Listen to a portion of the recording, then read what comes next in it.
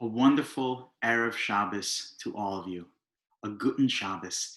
I want to just share a quick idea to give some context to this week as we begin Sefer Devarim, the book of Deuteronomy, the monologue of Moshe Rabbeinu's farewell address to the Jewish people before he is going to pass on, hand over the mantle of leadership to Yehoshua, and the Jewish people are going to sojourn, to ascend into the land of Israel as he leaves them.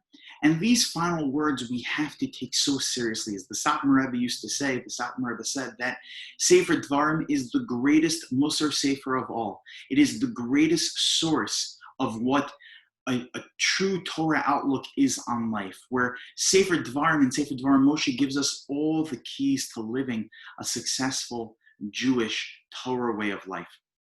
Right in the beginning of this week's Parsha, we see this come alive with a fundamental lesson, especially as we approach Tisha B'Av. Moshe begins by reviewing some of the history of Klal Yisrael, some Jewish history. At that time, it was contemporary Jewish history, modern Jewish history, reviewing some of the events that took place between them leaving Egypt and as they got to this point in history, just before going into the land of Israel, all the events that took place over the last 40 years, and some of the lessons to be learned from there. And he reviews some of the laws that he taught them about setting up a judicial system.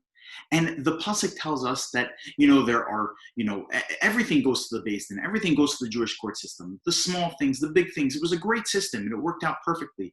And it's a system that we still, on some level, follow today in our Beis Din, working out civil disputes and civil law. And there are a number of many different laws to keep the Dayanim, to keep the judges honest, genuine, and thorough in their decision making, in order so that there are checks and balances in the system. And all of this is outlined in Choshe Mishpat. But one of the laws that Moshe makes a point of reminding the Jewish people of right now is that the very difficult issues are the ones that were saved for Moshe Rabbeinu to decide on. He obviously can't deal with every single small issue. He doesn't have enough hours in the day for that. So that's why he set up a system in order so that, the same way that we have in our civil court system, secular court system, where there's, there's the municipal court and state and then federal and, Supreme Court. So there was also a judicial system set up with different branches, with Moshe Rabbeinu at the top. And the Torah tells us, the hadavar asher yiksha mikem, that the difficult things, the pasuk tells us in the beginning of this parsha and pasuk Yud Zayin, that the more difficult things, takrivon elai, you'll bring to me, ushmativ, and I'll listen to them. So you have to take a double take on this pasuk, on this verse, because Moshe is not simply going to just listen to these issues. What's he going to do? He's going to tell them what to do about them. He's going to give solutions, right? Like you would go to any court, the judge is not simply sitting there listening, but he's giving out, a verdict, and he's telling, what to do in this situation. And Moshe Rabbeinu also, people would come to him with issues, and he'd give them a psak of what to do. He would make a decision. This is the way to act.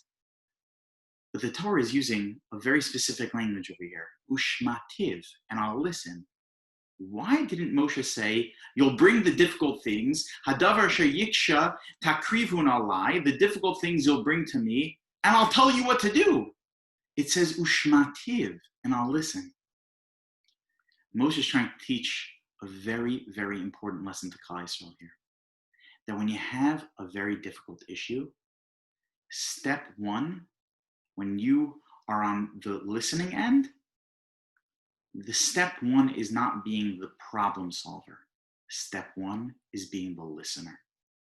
In order to appreciate what a person is going through, in order to comprehend the vast nature, the difficult nature of the davar asher kasher, that the difficult thing that you're going to bring to me, so I need to be ushmativ. I need to have my ears open. I need to be listening. And sometimes that's really all you need to do. Sometimes it's not about being the problem solver. It's simply about being the listener. It's about having an open ear. that hadavar asher yiksha mikem, difficult things that people face. So we have to be able to bring them to each other. But the person on the receiving end, all they need to be sometimes, and more often than not, is simply just a listener. We don't have all the answers, but what we do have is the ability to be sensitive to another person, to listen about the difficulty that they're going through. And actually, if you listen really, really well, you may even be able to come up with a solution, but you need to be able to listen.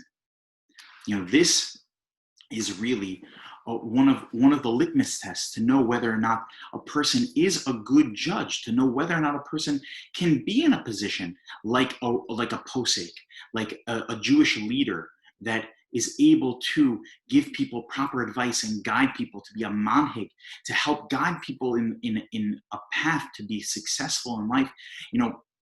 Unfortunately, a couple years ago, when my grandmother, Allah Shalom, was very, very ill. So we had some end of life issues that were coming up.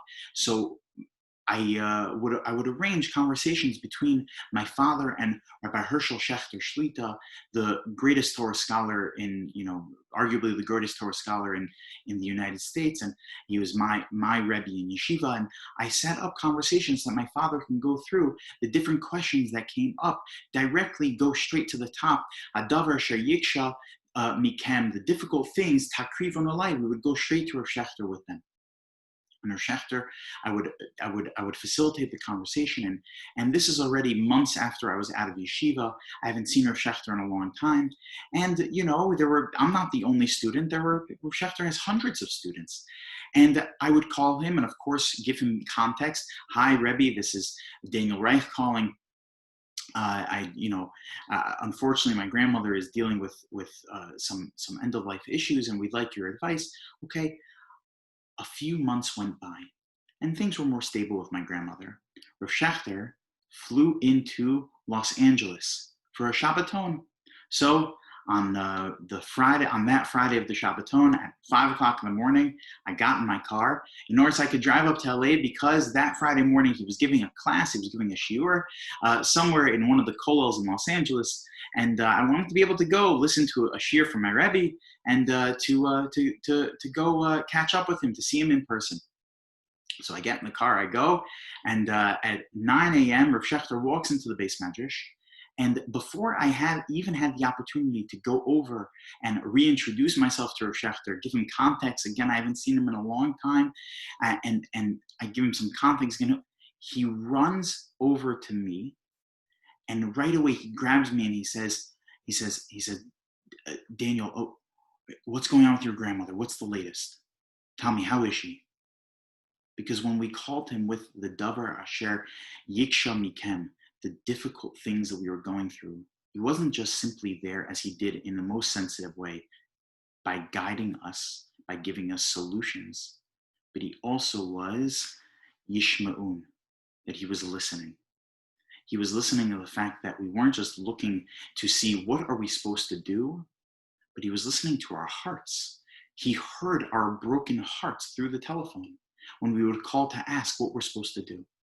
This level of sensitivity we need to be able to carry with us as we approach Shabbat Chazon, as we approach the final Shabbos before Tisha B'Av. And hopefully, I know Tisha B'Av is only a few days away, but if we really, really garner this kind of sensitivity and we pull out this kind of sensitivity genuinely towards each and every one of us, then this Tisha B'Av, God willing, we will not be sitting on the floor over Zoom trying to create some semblance of a morning through Zoom, with social distance, and have to live through another Tisha B'Av without a Beis Hamikdash, but rather with this kind of sensitivity. If we can galvanize all of Klal Yisrael with unity and sensitivity and care towards one another, then this Tisha B'Av, we won't be sitting on the floor, but rather we'll be dancing together in Yerushalayim.